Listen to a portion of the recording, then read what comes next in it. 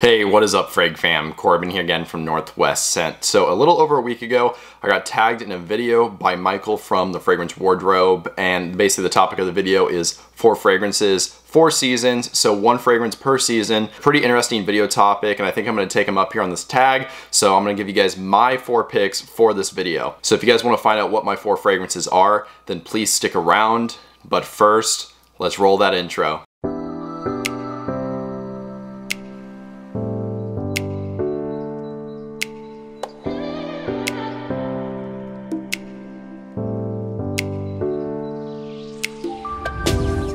Alright guys, welcome back from the intro, and like I said, this is 4 fragrances for 4 seasons, so 1 fragrance per season. This is a really hard video, especially for me to make, because I have so many fragrances that I like. Lots of good stuff got left out, but just as of right now, this is how I'm feeling. Of course, this can always change, but these are my picks for this video. So with all that out of the way, let's jump into the first fragrance. Okay, so starting the video off, we are going to be starting with the spring season. Now, there is another fragrance from this house that I think is a very good spring fragrance, and that was actually in my top 10 niche fragrances for the spring list that I did, you know, like 4 or 5 months ago or whatever. I think this stuff is equally as good for the springtime and actually the summertime as well. This is a very nice kind of fresh fragrance, but it does bring a little bit of kind of complexity and depth and even a little bit of sweetness and richness. So this is coming from the house of Raja Parfums, and this is Oligarch Eau de Parfum.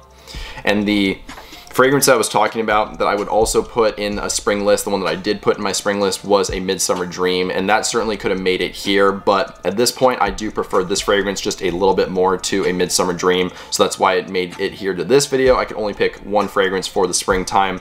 This thing is kind of similar to Elysium. I like to kind of compare it to that fragrance, but with a lot more depth, more richness, more sweetness. This features all of the same citrus and fruity notes that Elysium has, so you get things like grapefruit in here, there's lemon, bergamot, lime. You also get the blackcurrant and the apple, and even the juniper berry in this fragrance that you also get in Elysium. Where this one differentiates itself is it has more of an aromatic side. There's a heavy dose of lavender in here. There's also some vanilla, a little bit of benzoin, and actually a really unique note of coconut in this fragrance, which to me, it's not super prominent, and this does not smell beachy or anything like that. It doesn't smell like suntan lotion. It brings just a very kind of soft creaminess to the fragrance, working with that nice sweet vanilla, and then again, that benzoin brings a nice kind of resinous, almost fizzy side to this fragrance. I think it works here amazingly. Just overall, an amazing fragrance. Definitely my top pick for the spring. So again, the first fragrance here on this list for my spring pick, it was coming from the house of Raja Parfums, and it is Oligarch Eau de Parfum.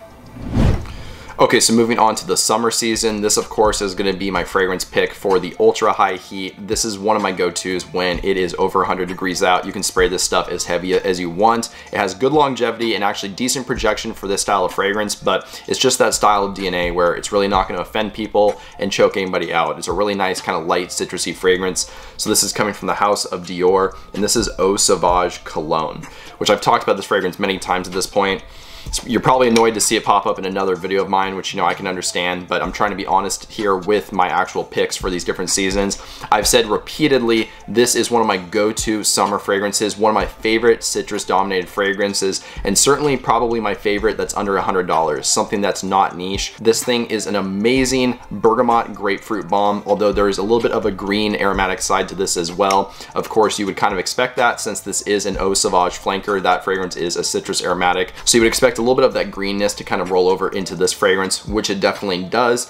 Kind of in summary, what this one's really about is it's like Dior Homme Cologne with a little bit of sweetness, just the smallest touch, and then a nice kind of green facet as well. That is coming from the mandarin orange. That's where you're getting the sweetness. And then of course the petitgrain, and then the vetiver that's in this fragrance as well. It brings kind of that woody and green side, like I said. If you guys have never gotten to try this one, but you're familiar with Dior Homme Cologne, or even stuff like Mercedes-Benz Cologne, or like Jimmy Choo Man Ice, definitely check this one out. This is absolutely my favorite of that style of DNA.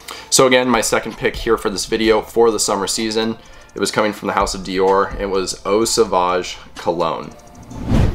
Okay, so up next, of course, we are moving on to the fall season. Now, this fragrance absolutely transports me to the autumn. It's just that style of fragrance. And not only that, but I actually picked this up in the fall time, so I kind of have like this double association with it because of that. I really like it though a lot, and of course that's why it's here in this video. And not only that, but this is actually my current favorite fragrance from this house, which we are talking about, the house of Parfums de Marly, and then the fragrance is Hobdon.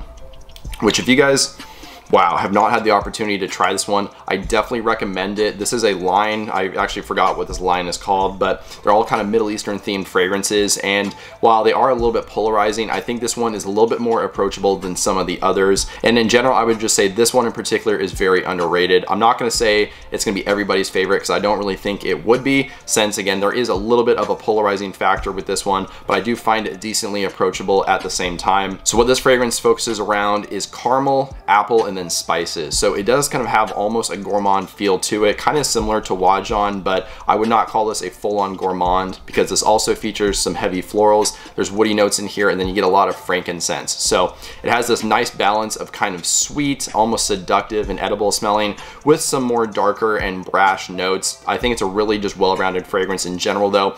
Absolutely reminds me of the fall time. And the kind of mindset that this fragrance actually puts me in is like a walk through the woods while eating a caramel apple. So I have my caramel apple, I'm munching on it, but I'm also kind of getting just the smell of the woods around me, the flowers growing, and even maybe some spices that are growing around. It just kind of smells like all of that enveloped into one amazing scent. Really transportive, and again, in my opinion, this is just one of the best fragrances that stands for the fall time. So again, my third pick here for this video for the fall season, it was coming from the house of Parfums de Marly, and it is Habdan. Okay, so we are finally on to the last fragrance now, which of course is the fragrance that's going to be covering the winter season. Now, this might be kind of an anticlimactic ending for this video, just because I'm not going to be ending with some super unknown fragrance nobody's ever heard of. This one's very popular, but it's very popular for a good reason. It is the perfect winter scent, in my opinion. So this is coming from the house of Xerjoff, and this is Naxos, which, honestly, thinking about it, I can't remember the last time I even mentioned this in a video. I might never have even brought this up, but I really like this fragrance a lot. Of course, it is very popular. I'm sure a lot of you guys know about this one and maybe have even smelled it. And I know this gets lots of comparisons to Mugler's Pure Havane, which there is definitely a similarity between the two. I still think this is an amazing fragrance though. I do prefer this one to Pure Havane. I like the aromatic side that this one has with the lavender, but I also like the use of heavy citruses in the opening. It's a really interesting combo working with that honeyed tobacco, and then of course those spices like cinnamon and stuff. This is just an amazingly sexy fragrance. Again, very heavy, syrupy, sweet, rich, even a little bit kind of smoky from that tobacco, which is why this is definitely an exclusive winter fragrance. Although I have worn this outside of winter, I'll be honest as well. It's just that good of a fragrance. But as of right now, if I could only pick one fragrance for the winter time, something that I know that I could go to and wear confidently, and I would smell really good around other people, I would probably go for this one, which is why again it's here in this video. So again, for my winter season pick, coming from the house of Xerjoff, this was Naxos.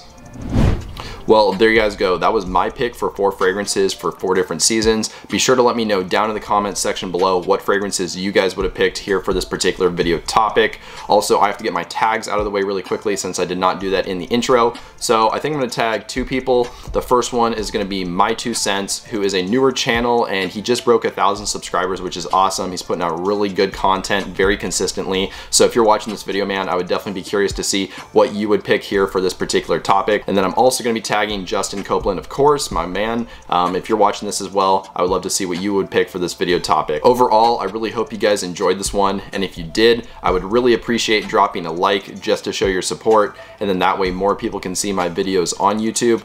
Additionally, if you want to write a comment, maybe just let me know your thoughts, as well as some new video ideas or topics, that would be great too. And since you're down there doing all that stuff, if you've not already, if you could hit the subscribe button and then the bell notification, that would be amazing. That way you stay up to date on new videos whenever they get released going forward. But with all that out of the way, that's all I really have for you guys today. So I hope you have a good one. Stay healthy, stay wealthy, and smell great.